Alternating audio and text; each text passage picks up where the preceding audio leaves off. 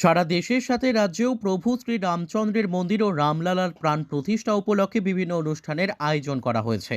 সোমবার সকাল থেকে রাজ্যে মুখ্যমন্ত্রী সহ বিশিষ্টজনরা রাম আরাধনায় ব্রতী হয়েছেন।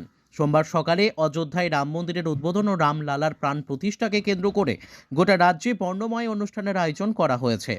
শোভাযাত্রা থেকে শুরু করে স্বচ্ছতীর্থ ভাবনায় মন্দিরে স্বচ্ছ ভারত অভিযানও করা হয়েছে। সোমবার সকালে দুর্গাবাড়ি প্রভু রামচন্দ্রের আরতিতে অংশগ্রহণ করেছেন মুখ্যমন্ত্রী ডক্টর মানিক সাহা। পুজো দিয়ে মুখ্যমন্ত্রী ডক্টর মানিক সাহা বলেন, সমাজের সমস্ত স্তরের মানুষের কল্যাণ এবং জীবন সুখময় হয়ে উঠুক, এইটাই ভগবান শ্রী রামচন্দ্রের কাছে প্রার্থনা করেছি।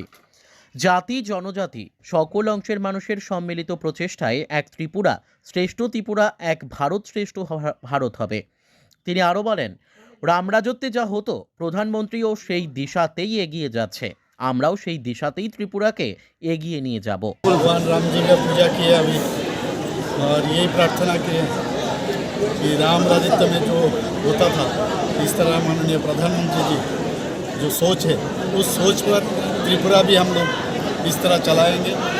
और रामचंद्र जी से प्रार्थना की है त्रिपुरा में जाति जनजाति दोनों मिल के हम लोग एक त्रिपुरा श्रेष्ठ त्रिपुरा, एक भारत श्रेष्ठ भारत बनाएंगे। এছাড়াও এই দিনের এই অনুষ্ঠানে মুখ্যমন্ত্রী ছাড়াও উপস্থিত ছিলেন আগরতলা পুর নিগমের মেয়র দীপক মজুমদার সহ অন্যান্যরা। এই অনুষ্ঠানকে ঘিরে এদিন ব্যাপক উৎসাহ উদ্দীপনা লক্ষ্য করা যায়। Bureau report, news daily Bharat.